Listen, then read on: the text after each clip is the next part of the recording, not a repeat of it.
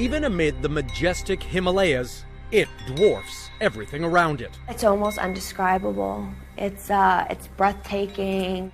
Mount Everest, the highest mountain on Earth, is, for many climbers, the ultimate challenge. Once you've had a taste of it, you can't stop until you've conquered it.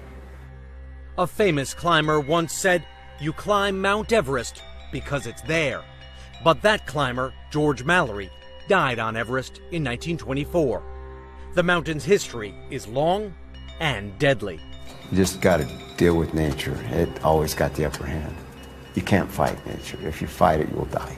And when disaster strikes here, it takes a while for the outside world to realize it.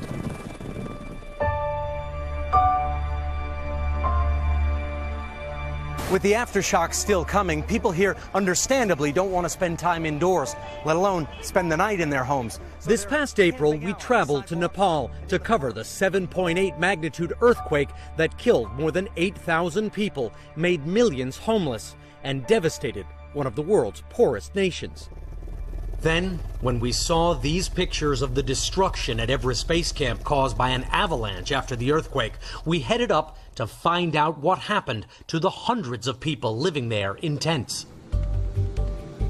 Our story begins 3 weeks earlier when a group of climbers landed here at an airport many believe to be the most dangerous in the world. Haley Erkenbrack was one of them. It's a scary place to fly into. It's one little landing strip, and then when you land, it's got to be perfect. Haley had traveled from Arizona, where she runs beauty salons. I've dedicated the last 3 years of my life to climbing mountains to fulfill this dream of summiting Mount Everest.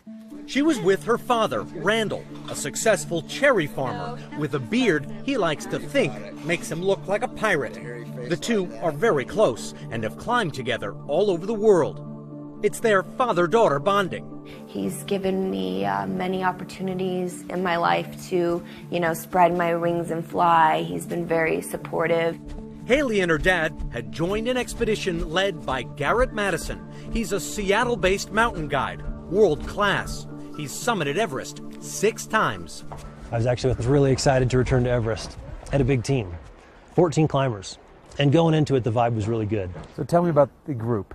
Had climbers from 6 continents, and all people I'd climbed with in the past on other peaks, some on Everest, some on peaks in Antarctica, South America, Europe. Hi, Haley. Nice to meet you. Garrett's clients had paid as much as $70,000 each for the adventure and had been training for years for this, their trip of a lifetime. Instantly got along with everyone. As the group trekked up to base camp at the foot of Mount Everest, Haley was growing especially close to Eve Garowang, a 28-year-old physician's assistant from New Jersey. She was the expedition's doctor. Gorgeous and friendly and helpful, and she was our caretaker. She wanted to do everything for you and make sure you were feeling well. A little bit of arthritis, if you like. Eve was trained in wilderness medicine, and she had a secret. They kind of kept that from us. But it wasn't a particularly well-kept secret. Eve and Garrett Madison, the team leader, were in love. It was quite obvious that they were together, thought it was great. They sort of played it down. He was trying to keep his personal life and professional life a little discreet. Exactly. Getting my ass kicked by the altitude, but it's all good. Deep breaths, and look at the view behind me. If I'm gonna suck wind, this is where I'm gonna suck wind for sure. The expedition was being documented by filmmaker Michael Churton. NBC News licensed his footage. Our joke was, you're the lonely cameraman. So you're kind of isolated, a lot. You're the wedding photographer. You're not the bride or groom. That's right. Churton is no stranger to the mountain. He was with another expedition last spring that was canceled after 16 Nepalese guides were tragically killed in an avalanche in the treacherous Khumbu icefall. I came there to do something great, to be part of something great, and it didn't happen, and I think that may probably have planted a seed, to come back this year. Michael, who was not an experienced climber, was only planning to hike as far as base camp. So was a young Brazilian trekker named Davi. The views are simply amazing. 69-year-old Ron Nissen hoped to become the oldest Australian man to summit Everest. I'm getting sick and tired of this camera, so I keep on saying nasty things, knowing that he won't be able to ever use them in the film. Like most Everest climbers, the team was accompanied by Sherpas, local people famous for their ability to carry heavy loads of water, food, oxygen, and other supplies up the steep mountains. The truth is, without the Sherpas, almost no one would be climbing Everest. About halfway up to base camp, Haley got her first view of the mountain. You can see the top of Everest right here. Just absolutely incredible. Ultimate mountaineer's challenge, you know, so it's pretty cool. There was also another, much more somber stop on the way up to base camp. We passed by the memorials to the fallen climbers on Everest. More than 250 people have died trying to summit Everest. Garrett wanted to make sure his team always kept that in mind. Whenever I stop there, I think about those climbers who were in the same situation we were, going to the mountain, and they didn't come back. And I always think this is important for us to stop, to think about how serious this climb is. It certainly wasn't lost on Haley or her father. It's actually a little creepy to be here, I'm not gonna lie, looking at all these memorials, and it definitely is in my mind that, holy crap, I'm doing this, and, you know, the dangers of it, and it's crazy. And that's a tough deal because, yeah, you're trying to protect your lovely, beautiful daughter, and that's why I'm here. Maybe I'm older, and maybe I'll see something or feel something she doesn't. You know, it's a scary thing, but she's brave and I'm brave, and so we'll be good. We'll make it.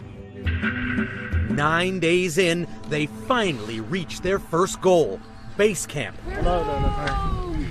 At the foot of Mount Everest. At 17,598 feet above sea level, this is base camp. After the arduous trek up the valley, the Madison Group climbers settled into their tents.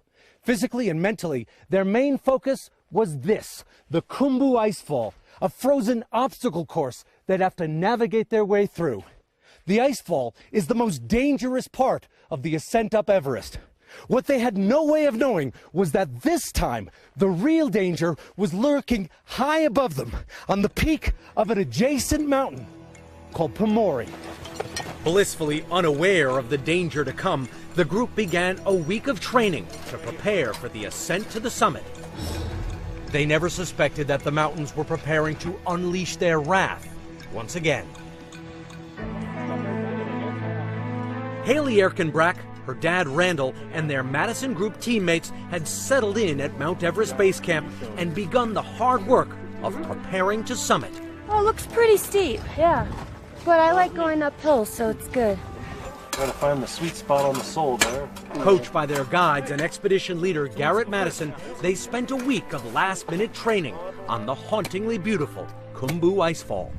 By 9:30, we'd be marching out onto the glacier, into the ice towers with ladders and vertical lines, and we'd run the climbers through these courses. Leaving base camp, traversing the icefall would be the first step toward the summit. After crossing it, the climbers would ascend to Camp 1 at around 20,000 feet, then head up to Camp 2, and on to Camp 3 at 23,500 feet, and Camp 4 at 26,300 feet. The last push through the so-called death zone would take them to the summit, 29,029 feet. Holding your brake hand, lean back. With all that ahead of them, the climbers were training hard and resting hard at base camp. Haley was having the time of her life. You like it like this? Oh, thank you. Base camp is sort of like your home base, the safe haven. It was very warm. I felt safe there. And decent accommodations. Absolutely. We watch movies every night. Shh, don't tell the people at home about it. For some of the climbers, including Haley's dad, there was even time for haircuts. Probably should be a little longer than this, but you know, he's old. Thank you. Just kidding. Cheers. Cheers. But comfortable as base camp was, the rigorous training, foreign food and water, and high altitude were taking a toll. Haley got too sick to train one day. She jokingly blamed her dad. I got a little flu going on, achy, chills, sweats. Not happy about it. Yeah. Just fluish. You'll be good. Okay. She gave it to me, by the way. No, you gave it to me. Stay away from me. You gave it to me, I'm sure. The doctor's in. Expedition Doc Eve had her hands full, so she set up shop. So here I've just got equipped with a lot of basic, supplies, medications. I can do vitals and just check their temperature, just give them a proper physical examination. Ron, the older Australian climber, got sick after drinking some improperly treated water. Eve even acted as Randall's dentist when he chipped a tooth. Now I'm gonna make the paste. I suddenly hit the very hard nut. Broke a little piece of my tooth off in the back on a molar. So we're gonna try to fill it in as best as we can. This is kind of more of a durable filling that I've got. Okay. It should last us these next 7 weeks. You gotta have a hug from the dog. The Sherpas had constructed a traditional altar. Shortly before heading out for the summit, the whole team gathered to receive the blessing of 2 holy men. We had 2 llamas come up and conduct the ceremony over the last 3 hours, asking the mountain for safe passage for all of our team. You do this ceremony, then the climb begins? I felt everybody was competent, proficient, had reviewed their technical skills, were ready to go. With Everest expeditions getting more and more popular and only one route up the mountain, Garrett wanted to avoid getting stuck in a traffic jam. We set out about 2 a.m. To try to beat some of the crowds. You want to be able to move as quickly as you possibly can through the Khumbu ice falls. I feel like $1,000,000. It was now time to climb Mount Everest. As they geared up in the pre-dawn darkness of April 24th, the climbers who were heading out for the summit said goodbye to team members who were staying behind back at base camp. Ron, the Australian, still sick with a stomach bug. Davi, the Brazilian trekker. Michael, the filmmaker. And Eve, who hugged every climber as they left base camp toward the summit. Have a safe trek. See you in a few days. I hugged her and said, we'll see you in a couple days. As I was getting ready to go out, I went back and I gave her another hug. The expedition headed off into the frigid darkness. The next day, the 4 team members who stayed at base camp were taking it easy in the group's communications tent. They were among hundreds of trekkers and climbers enjoying the day there. I was working on this article, basically, doing this research. Michael was online. Davi, the young Brazilian, was listening to some tunes, while Ron, the older Australian, was reading. Eve was playfully asking everyone to name the food they missed most. She really just kind of kept talking about food, and we were all just, sitting around having a lovely morning. Until the first sense is you feel a little bit of a shake. So I jump up, run and get my camera, start rolling, and it's starting to now really just pick up steam. And it's getting to a point I've never felt anything like it, as far as just the violence of the movement.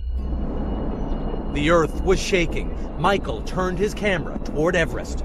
Nothing's really happening up there, so I turn around to start filming Eve and Davi.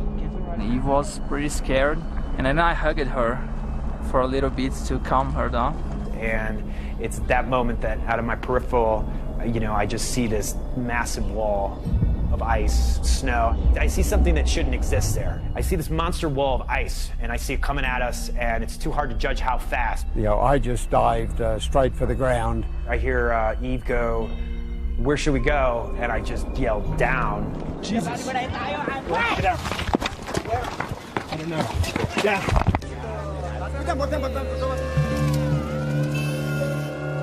When the earth shook 4 minutes before noon on April 25th, large parts of Nepal were destroyed.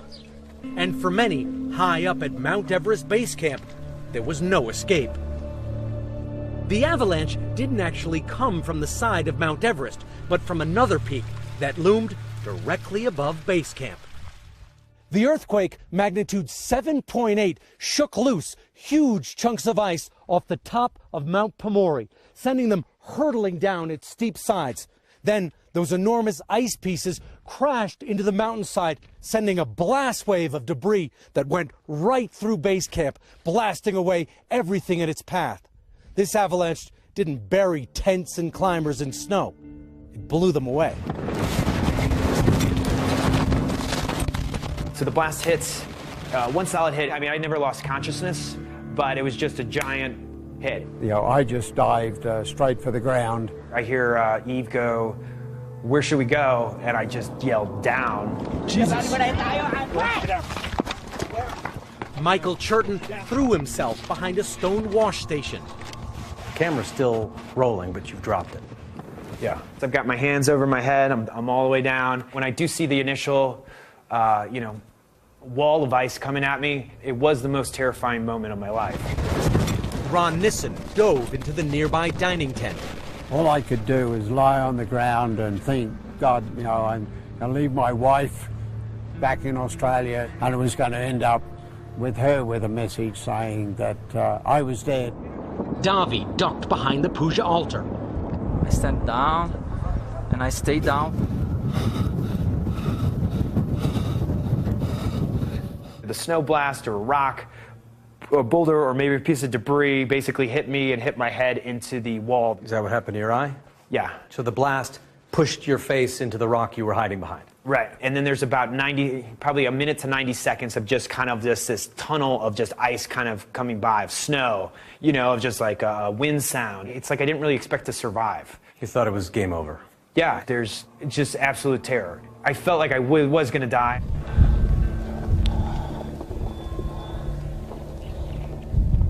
I thought I would be blown away. The power that was coming off that mountain was just scaring me. Like a blast wave. Right. Michael's camera, buried in the snow beside him, continued to roll. Oh, dear Lord. Mike, you okay? Yeah. How are you? Somebody?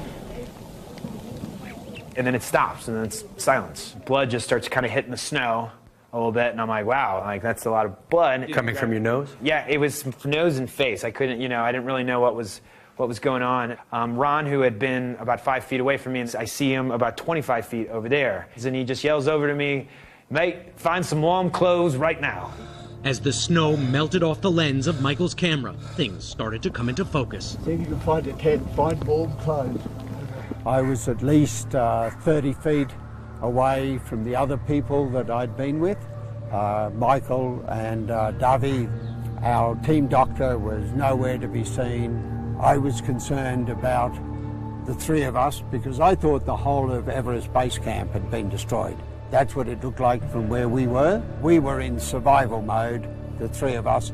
We looked briefly around for Eve, couldn't see her anywhere. And the blows Michael had taken to his head were getting to him. I definitely had been hit pretty good. I can't even stand. I'm wobbly. So two Sherpa come over, take me into a tent, and then I'm starting to vomit because I had a concussion.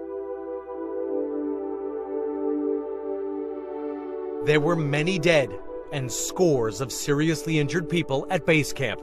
The central medical tent had been blown away.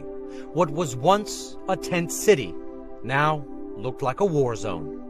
Stunned, survivors wandered around as Sherpas fanned out across what remained of base camp, looking for the missing, including the Madison Group's beloved doctor, Eve. And they wondered, had the avalanche swallowed their friends, climbing high above? The day before the earthquake, Haley and her father, team leader Garrett, and the rest of the climbers were making good progress through the Khumbu icefall. Every step counts in the icefall. And is it exhausting? You're carrying all this gear. I probably had about 30 pounds, 40 pounds on my back. Heavy boots, heavy gear, you're trying to breathe. Haley, up front with the fast climbers, quickly made it up to Camp 1. Fit as she was now feeling the altitude at 20,000 feet. I was wiped. It's extremely hot. I was extremely dehydrated. I was happy to see Camp 1. You collapse in exhaustion. Pretty much. My body is like, I hate you right now. Haley's 59-year-old father, Randall, was having a much harder time. Dad, maybe an hour and a half later, comes into Camp 1. He's not feeling so good. He had already had some stuff going on in his chest, cold and flu, before we set out, and he is getting worse at this point. What does he sound like? What does he look like? He looks terrible. He's coughing up blood. I told him, please, you're not going to heal if you move higher. You need to stay at Camp 1. I was very adamant about him not joining us to Camp 2. He did not listen to anything I had to say. Randall, sick as he was, insisted on climbing higher. Almost immediately, he fell behind. Haley lost sight of him as she raced ahead. Her dream of summiting Everest getting closer by the minute. I am full of energy and I like to move. I was behind Garrett and with some other of the guide climbers. The climbers were about 3/4 of the way up to Camp 2 when suddenly we just hear the most awful noise any of us have ever heard. An incredible thunderous roar, louder than anything we'd ever heard. the earthquake had struck. All of a sudden the ground starts to shake. Like the glacier is literally going to crack. Then all of a sudden I hear avalanche on both sides, coming down Everest, coming down Noopsey. It's a whiteout. I can't see anything in front of me. Garrett's yelling, everyone get down. And at that moment, I thought, this is it. I'm done. I get the avalanche beacon out and I turn it on. So somebody could find you if you get buried? Right. You thought you were going to be buried alive? Yep. That's what went through my mind at that moment. This is it. Bye. We didn't know where it was coming from. I told all the climbers with me to put their bandana or buff over their face to protect their airways. And during that time, the glacier we were on was bouncing up and down. When the earth stopped rolling, Garrett assessed the damage. None of the climbers around him seemed to have been injured. What do you do? We kept moving. A few members in our group who were a little behind us, half an hour, 45 minutes, we thought, boy, we were really lucky. Something big just happened. We survived. Let's get up to Camp 2. You felt safer if you were at a camp? Well, in camp, we've got our tents, our food, fuel. And importantly, a powerful radio to find out what happened down below. With little handheld walkie-talkies, we can't really talk to base camp, just amongst each other while we're climbing. So you don't know what's happening down at base camp? Right. But then my lead Sherpa, who was up at Camp 2, called me on the radio, and he said, Garrett, there's been a massive avalanche in base camp, and it'd be good if you got up here soon. The Sherpa raced down to meet Garrett. So he had come down without a pack and said, Dai, which means older brother, let me take your backpack, and we'll climb up together to Camp 2. Did that make you worried? It did. I became more concerned at this point. Down below, base camp manager Bola Pudel had gathered the Madison Group's survivors. Mike was badly hurted. Bola was calling us to go to Gorakshap. He wanted them to evacuate on foot. He said that they would look for Eve, so we went down to Gorakshap. They hated the idea of leaving base camp without Eve, but knew they had to go. So accompanied by Sherpa guides, Michael and the other survivors began to trek to safety. Then I started the march, towards it with it. One Sherpa in front, Ron behind me, Davi behind him. You are now the walking wounded. Yeah. So I kind of kept going. I mean, I was spitting some blood, like blowing my nose, blood was coming. I was really thirsty when I didn't have any water, so I'd eat like a little snow on the way. All I can do is put one foot in front of the other. 2 hours later, they reached a village where Michael would finally get medical attention. Bola had stayed up at base camp, desperate to find Eve. I'm looking the clients. Somebody tell me, one lady here is very sick. Another group Sherpa said, there's a lady, she's very sick. Yeah. The lady was Eve, and she had a serious head injury. So, what did Eve look like when you finally saw her? She just laid down and blooding, and we put in sleeping bag. Eve's injury was severe, but she was now receiving medical attention, wrapped in a warm sleeping bag and breathing oxygen through a mask. Did you think she was going to live? She's, I think, live. Bola made a call to the expedition's lead Sherpa, Purba, who was at Camp 2. It was Purba who translated the news for Garrett. The team's base camp facilities, he told him, had been wiped out. And Eve, the woman he was in love with, was badly injured. So when you tell Garrett that Eve is very sick, What does he tell you? He told me, where is he right now, who taking care? I told him, the Russell's doctors are there and he taking care of the Eve. So a doctor from another group was taking care of her. Yeah. And was he nervous? Was he upset? Yeah, he's like upset. Garrett had enormous responsibilities keeping him focused. Some of his climbers were just starting to arrive at Camp 2. He gathered them together and called a meeting. Garrett comes in and he's like, got some really bad news. That was an earthquake today, and base camp has been completely destroyed. And Eve is critically injured. So all these emotions are going through my head, but in my mind I'm like, she's okay, she'll be fine, you know. I went over to Garrett, I hugged him, I'm like, I'm sorry to hear about Eve, everything's gonna be okay. And Haley had other worries. Her father hadn't made it up to Camp 2. He was missing on the mountain. I'm like, something's wrong, something's not right. You know, I'm kind of looking at my watch, where is he? The climbers at Everest Camp 2 were now beginning to understand the scale of the devastation across Nepal in the wake of the 7.8 earthquake and its powerful aftershocks. And they were hearing more details about the avalanche that had obliterated most of their base camp, pummeling their friends with rock, ice, and snow, injuring 3 of them, including Eve, their beloved camp doctor. But at 21,000 feet, the climbers had their own concerns. Randall Erkenbrack, who was suffering from altitude sickness when he left Camp 1, had not made it to Camp 2. His daughter Haley had been worried sick waiting for him when suddenly he came into view. I actually get up and I go outside of the dining tent and I see him at afar, and he's coming towards me, barely walking, sort of stumbling.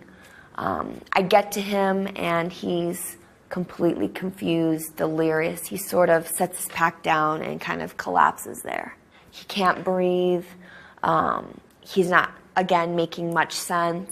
So at that point, we know that he's suffering from HAPE, which is high altitude pulmonary edema. And it's often fatal. Haley jumped into action. We get him on oxygen. They start pumping him full of a bunch of drugs. I'm freaking out. I'm kind of like almost mad in a way, like, why didn't you listen to me? I knew this was dangerous. The bottled oxygen was keeping Randall alive. For now, the only real treatment for HAPE is getting to a lower altitude. We need to get him off this mountain now. He will die here. And then from base camp, expedition manager Bola Pudel called in the worst news imaginable about their injured doctor, Eve Garawang. Down below, you load Eve into a sleeping bag. Yeah. She's hurt her head badly. Badly. What happens when you move her? On the way, she died. She died while you were carrying her? Yeah. Purba, my lead climbing Sherpa, hands me the radio, and that's when I heard the worst news of my life. Garrett, Eve's dead. And I couldn't believe it. I said, hey, can you please repeat that? And again, he said, Garrett, Eve's dead. Devastated, Garrett again called the team together. He tells us that, first of all, there's no route off of here. We're running low on food, gas, supplies, and he tells us that Eve didn't make it. Just like that? Yep. I broke down. I completely just there, everyone sitting there, I just went into tears. Knowing, you know, this is his girlfriend, this is the love of his life. Garrett had just lost Eve, but he had to focus on the survival of his team. The avalanche had made their planned route impassable. There was no way out. So our plan now at Camp 2 is to hang tight. The Kugu Icefall route that we climbed up 3 days ago is now in ruins and needs to be repaired before we can descend. So essentially we're trapped in Camp 2 with a limited supply of food, fuel, and other resources. As the frigid Himalayan night fell, the team concentrated on keeping Randall alive. Haley huddled in a tent with her father, and a fearful vigil began. It was a rough night. I laid next to him all night, and I could not sleep. I listened to him breathe every breath. He's asleep, or he's half asleep? He's asleep because he's on oxygen. And he's, you know, when your body's getting oxygen like that, you're warm, you're able to breathe better. The oxygen they had with them wasn't going to last long. Randall's only hope was to be airlifted out, but bad weather down below meant that no helicopters were flying. Even if Haley and the team could nurse him through the night, it was uncertain what the morning would bring. The Madison Group climbers were stranded at Everest Camp 2 with limited supplies, a deathly ill teammate, and no way down. Haley Erkenbrack managed to nurse her father Randall through the night, but he was running out of oxygen and time. Then, that morning, a miracle.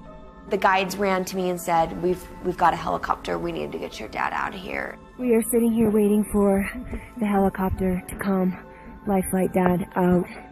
He has not been doing well. We've had him on oxygen and drugs, and we got to get him out of here. They improvised a landing zone.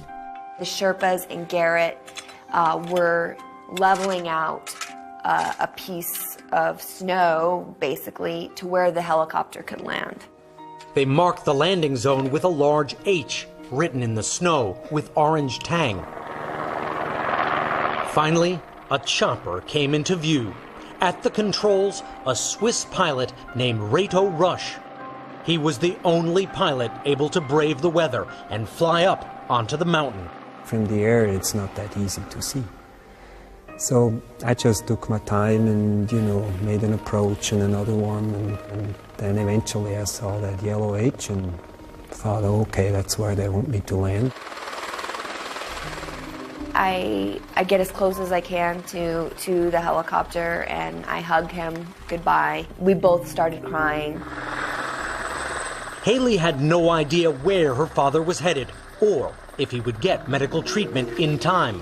But as he flew off, she knew there was no way Reto's lone helicopter could evacuate the rest of the team. The healthy climbers would have to hike out.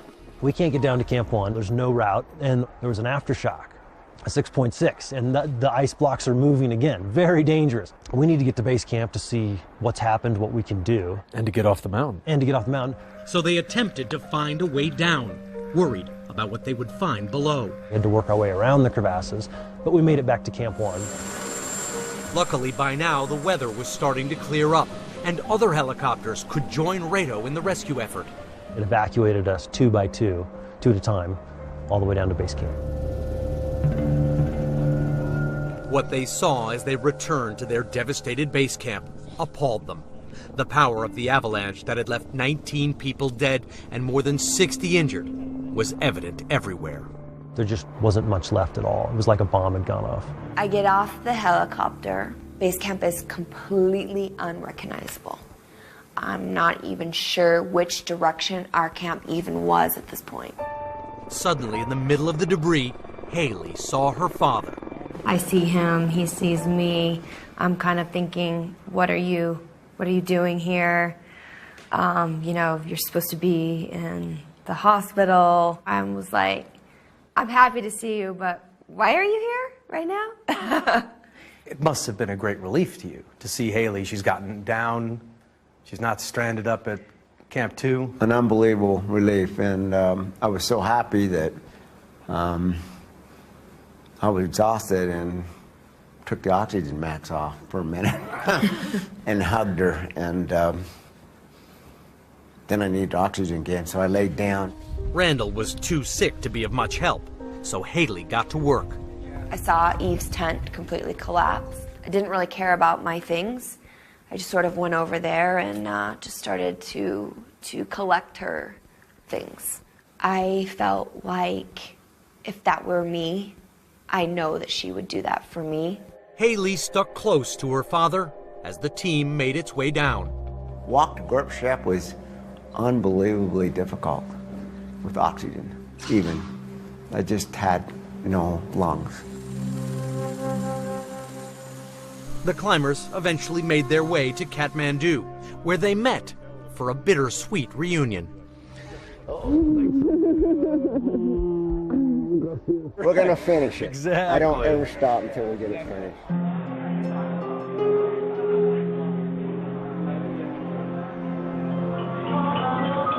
Garrett left Kathmandu to say a final goodbye to Eve.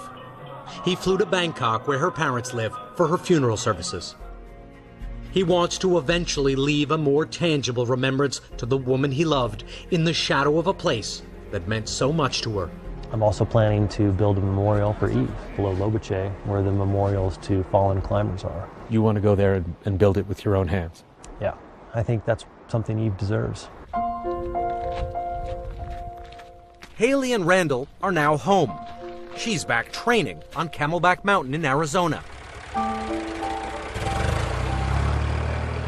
He's recovered from his altitude illness and is getting back into shape in Utah.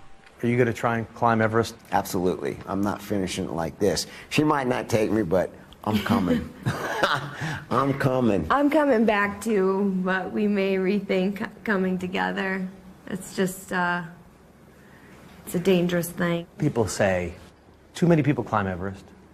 It's too dangerous. I believe that the danger will always be there. And I'm just thankful there was a brave helicopter pilot that came and got me. We paid that brave pilot a visit at home in the Swiss Alps. Flying in the mountains, you know, is not flying by the numbers, it's basically flying by the seat of your pants. It turns out that Randall was just one of dozens of injured people Rado Rush rescued after the avalanche. For much of that critical morning, he was the only pilot able to fly medevac missions. And other helicopters couldn't come to help out? No, the weather was too bad. Most of the injured Rado rescued were at base camp. As soon as we landed there, you know, they opened the door and got the first severely injured people in there. And I told them, well, I'll try to go back. He did. In the end, he made around 40 flights and rescued more than 70 injured people. It makes you very uncomfortable if I called you a hero. Yeah. Is this just a Swiss cultural phenomenon, or are you just the most modest pilot in the world? No. I'm just an ordinary guy here, you know. Across Nepal, the hard work of rebuilding destroyed villages, temples, and monasteries is now underway. Many of the climbers were deeply moved by the suffering they witnessed and are now doing what they can, donating money to help the devastated communities. In Arizona, Haley is doing her part. This is really about a disaster, a whole country that people have lost their lives, thousands have lost their homes, their family, their friends. I feel like I would like to use this experience to bring and raise awareness to Nepal and the tragedy that has happened here to all these people.